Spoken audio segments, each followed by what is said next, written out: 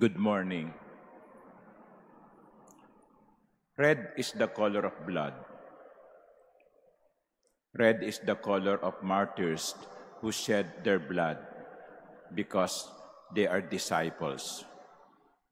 Today, we are praying for those who have given up their lives in following Christ. Today, we are praying for those persecuted Christians. And when I say Christians, it does not cover only Catholics. There are Coptics from Egypt who were killed by ISIS several years ago. And their only sin was that they were Christians. There are members of the Anglican Church or Episcopalian Church who are also victims of persecution. Today, we pray for them. But my question is, why are Christians persecuted? Why are Christians persecuted? I can think of at least 3 reasons. Number 1, because they do the right thing. They do the right thing. They do what is expected of them as human beings. They love their neighbor. They love their enemies. They do charity work even to those who are not capable of giving back.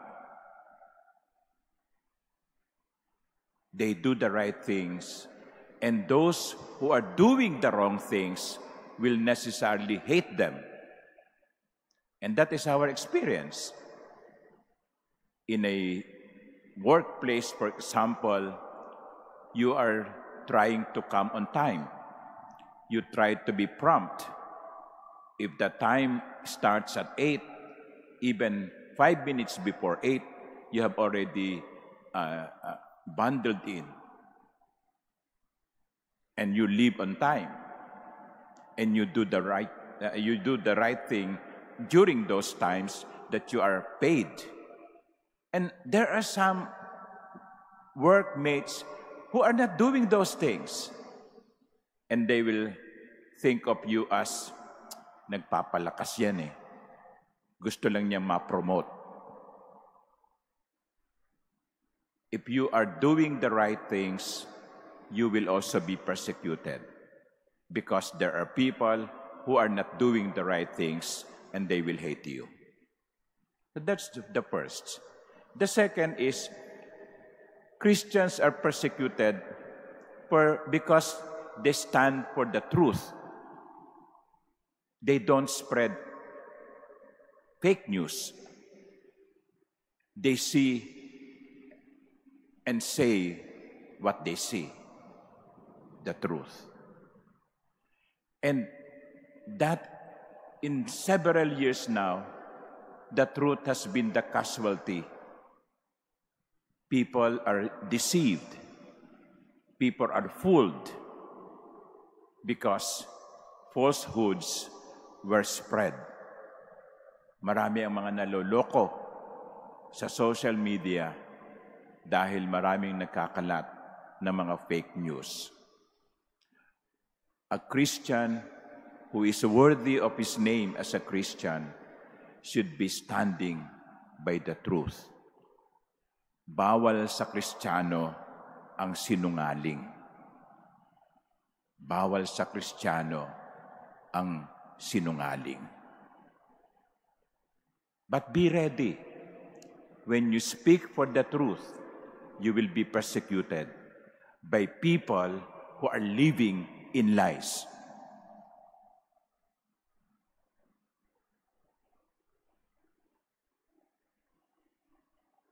Mahirap magsalita ng totoo, pinapatay. Pero uulitin ko, walang Kristiyanong sinungaling. And finally, no disciple can be greater than his master. In the gospel, Jesus warned his disciples, they will seize and persecute you. But this thing will also happen to Jesus. He will die a violent death. He would be subjected to persecution.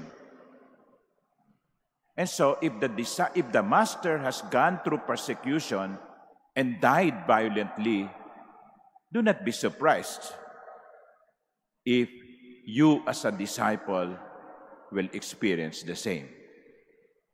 Because no disciple is greater than his master. So those are some of the reasons why Christians, even now, are being persecuted. They do the right thing. They stand for the truth. And that's part of being a disciple of Christ who was persecuted himself. But towards the end of the gospel, there is a kind of light at the end of the tunnel. Jesus assures those persecuted Christians of eternal life. By your perseverance, you will secure your lives. Now, Jesus is not speaking here of a physical life. Namatay na nga eh. No? What life can be secured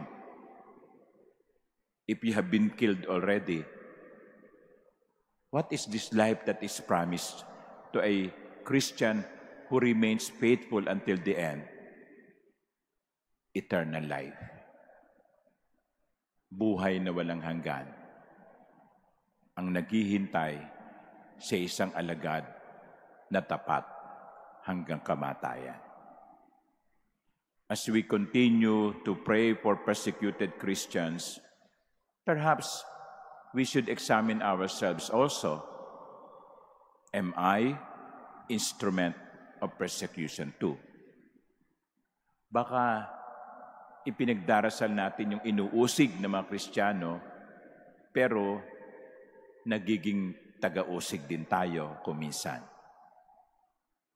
Let us pray for one another that if God will merit us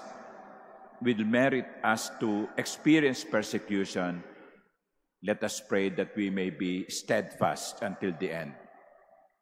And let us pray that we will not be instruments of persecution. Amen.